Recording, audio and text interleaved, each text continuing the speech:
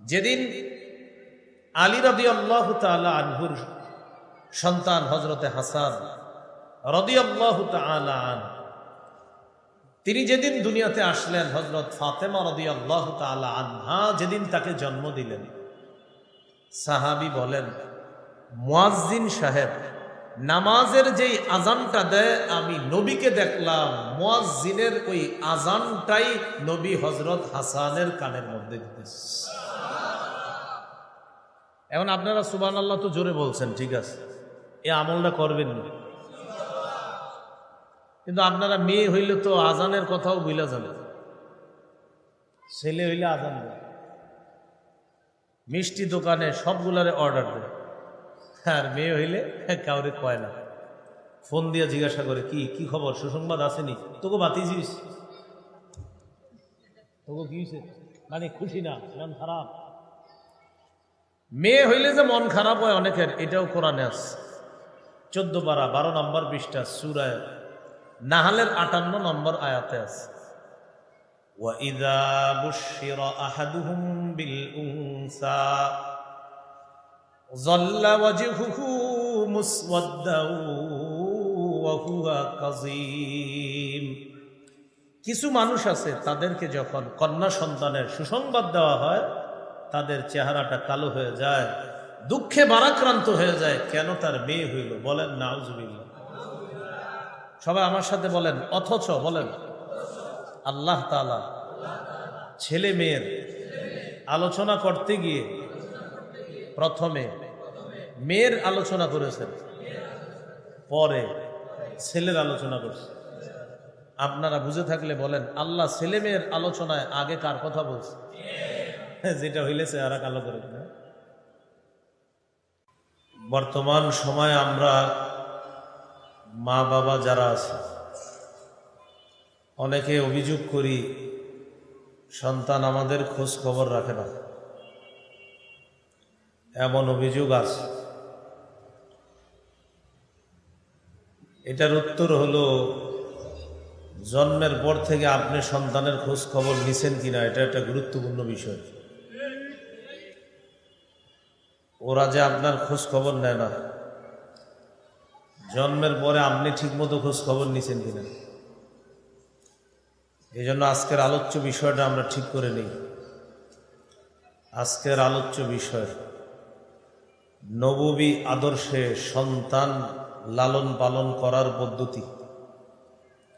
নববী আদর্শে সন্তান লালন পালন করার পদ্ধতি। মন দিয়ে বুঝে শুনে পুরো আলোচনাটা শোনার চেষ্টা করব ইনশাআল্লাহ। সন্তান জন্মের আগে দুইজন ভালো মানুষ মিলে একটা পরিবার শুরু করবেন। রাসূলুল্লাহ সাল্লাল্লাহু আলাইহি সাল্লাম বলেন, মান তারদাউনা দীনাহু ওয়া খুলুকাহু, যেই ছেলের মধ্যে দুটি গুণ দেখো, একটা হলো দিনদারিতা আর একটা চারিত্রিক বৈশিষ্ট্য। কোন ছেলের এই দুই গুণ যদি তোমরা পছন্দ করো, কোন ছেলের দিনদারিতা যদি তোমরা পছন্দ করো, কোন ছেলের চারিত্রিক বৈশিষ্ট্য যদি তোমাদের ভালো লাগে, মেয়েকে তার কাছে বিয়ে দিয়ে দাও। এখন বাস্তবতা কি বলেন? দিনদারিতা চারিত্রিক বৈশিষ্ট্য এটা খুঁজে না টাকাওয়ালা খুঁজে? টাকাওয়ালা খোঁজা দোষণীয় না, টাকাওয়ালা ছেলে খোঁজা এটা দোষের না, এটা দোষের না। কিন্তু টাকাওয়ালা খুঁজতে গিয়ে দিনদারিতা চারিত্রিক বৈশিষ্ট্য না খোঁজা এটা দোষের। টাকাওয়ালা খোঁজাটা কি না দোষের না, এইটা খুঁজতে গিয়ে আমরা দিনদারিতা আর চারিত্রিক বৈশিষ্ট্য এটা আমরা ভুলে যাই, এটা দোষের। তাহলে কোনো ছেলের হালাল চাকরি আছে, হালাল কামাই আছে, তার এই হালাল কামাইটা দেখা এটা কন্যার বাবার জন্য দোষের না, কিন্তু দেখতে হবে গুরুত্ব দিয়ে ছেলেটা দিনদার কিনা, তার চারিত্রিক বৈশিষ্ট্য ভালো কিনা, এটাও তার দেখতে হবে। কোনো মেয়েকে বিয়ে করা হবে 4টি বৈশিষ্ট্য দেখে। قال رسول الله صلى الله عليه وسلم তুনকাহুল মারআতু লিআরবাইন লিমালিহা ওয়ালিহাসাবিহা ওয়ালিজামালিহা ওয়ালিদীনিহা। চারটি বৈশিষ্ট্য দেখে একটি মেয়েকে বিয়ে করা হবে। 1 নম্বর, তার সম্পদ দেখা, সম্পদ চাওয়া না, সম্পদ দেখা। 2 নম্বর, ওয়ালিহাসাবিহা, তার বংশ দেখা হবে। 3 নম্বর, ওয়ালিজামালিহা, তার সৌন্দর্যতা দেখা। 4 নম্বর, ওয়ালিদীনিহা, তার দিনদারিতা দেখা। ফাজফার বিযাতিদ্দীন তারিবাত ইয়াদাক। রাসূলুল্লাহ সাল্লাল্লাহু আলাইহি সাল্লাম বলেন, 4টার মধ্যে দিনদারিতা প্রাধান্য দাও, অন্যথায় তোমার 2 হাত ধুলোয় দূষিত হবে, তুমি ধ্বংস হবে।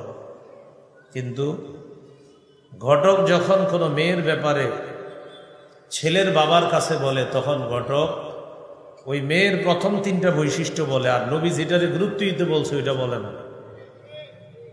ঘটক বলে মেয়েটা মাশাআল্লাহ দেখতে, মেয়েটার টাকা পয়সাও মাশাআল্লাহ, 3 ভাই ইতালি থাকে,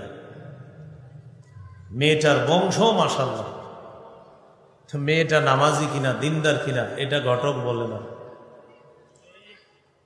কোন ছেলে যখন এই জাতীয় মেয়ের কথা শুনে, উনিও মাশাআল্লাহ রাজি। দিনদারিতা না দেখা মেয়েরে বিয়ে করছে, টাকা পয়সা দেখা বিয়ে করে ফেলছে। 2 বছর না যাইতে ইমাম সাহেবের কাছে আইসা কয়, হুজুর মনটা খারাপ কেন, কি হয়েছে?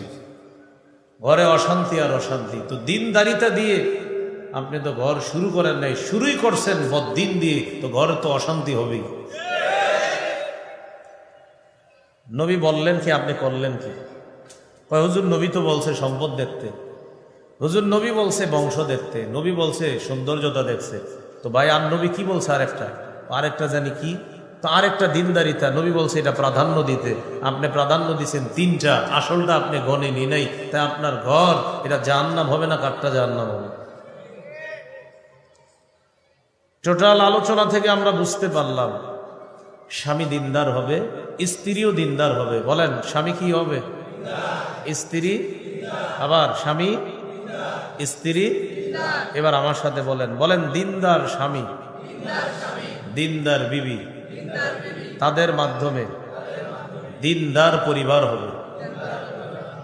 দিনদার পরিবার হবে, দিনদার স্বামী, দিনদার স্ত্রী, তাদের মাধ্যমে দিনদার পরিবার।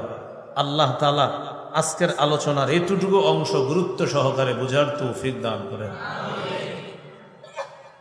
সন্তান দুনিয়াতে আসবে, সুন্নতি পদ্ধতিতে স্বামী স্ত্রীর সম্পর্ক স্থাপন হবে। আল্লাহ প্রদত্ত বৈধ পন্থায় আল্লাহর কাছে সন্তান কামনা করবে, দোয়া পড়বে, বিসমিল্লাহি আল্লাহুম্মা জান্নিবিনাশ শাইতান ওয়া জান্নিবিশ শাইতানা মা রাযাকতানা। যতদিন আরবি দোয়াটা না পারবেন, বাংলাটাও অন্তত বলতে হবে। কেউ হাসবো না আমরা। স্বামী স্ত্রী তারা একটা বৈধ সন্তান আল্লাহর কাছ থেকে নিবে, একটা বৈধ সম্পর্কের মাধ্যমে। এখন তারা এটা সুন্নাহ মোতাবেক আল্লাহর কাছ থেকে এই নেয়ামতটা তারা কামনা করবে, এই দোয়াটা পড়বে, বিসমিল্লাহি আল্লাহুম্মা জান্নিবনাশ শাইতান ওয়া জান্নিবিশ শাইতানা মা রাযাকতানা। আল্লাহ আমাদেরকে শয়তান থেকে দূরে রাখেন, আর আমাদেরকে যে সন্তান দান করবেন, এই সন্তানকেও শয়তান থেকে দূরে রাখেন।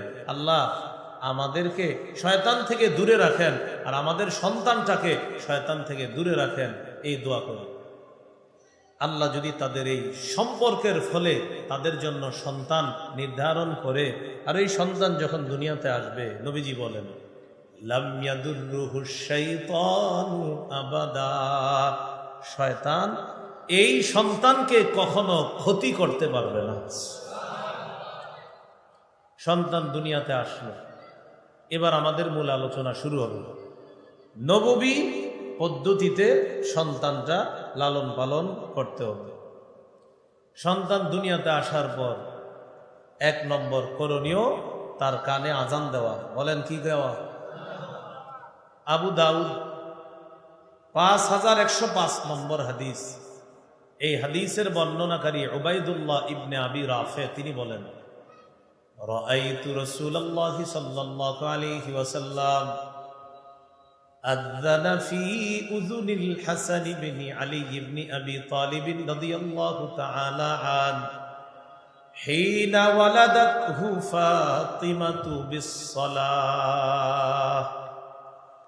যেদিন আলী রাদিয়াল্লাহু তাআলা আনহুর সন্তান হযরতে হাসান রাদিয়াল্লাহু তাআলা আন, তিনি যেদিন দুনিয়াতে আসলেন, হযরত ফাতেমা রাদিয়াল্লাহু তাআলা আনহা যেদিন তাকে জন্ম দিলেন, সাহাবী বলেন, মুয়াজ্জিন সাহেব নামাজের যেই আজানটা দেয় আমি নবীকে দেখলাম, মুয়াজ্জিনের ওই আজানটাই নবী হযরত হাসানের কানের মধ্যে দিতেছে।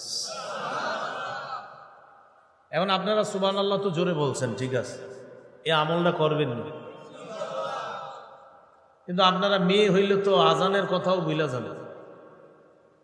ছেলে হইলে আজান দেয়, মিষ্টি দোকানে সবগুলারে অর্ডার দেয়, আর মেয়ে হইলে কাউরে কয় না, ফোন দিয়ে জিজ্ঞাসা করে কি কি খবর, সুসংবাদ আসেনি, তোকে বাতিজিস,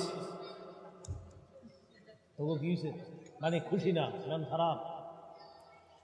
মেয়ে হইলে যে মন খারাপ হয় অনেকের, এটাও কোরআনে আছে। 14 পারা 12 নম্বর পৃষ্ঠা সূরা নাহলের 58 নম্বর আয়াতে আছে, ওয়াইযা বুশিরা আহাদুহুম বিল উনসা যাল্লা ওয়াজহুহু মুসওয়াদ্দাও ওয়া হুয়া কাযীম। কিছু মানুষ আছে তাদেরকে যখন কন্যা সন্তানের সুসংবাদ দেওয়া হয় তাদের চেহারাটা কালো হয়ে যায়, দুঃখে ভারাক্রান্ত হয়ে যায়, কেন তার মেয়ে হইল। বলেন নাউজুবিল্লাহ।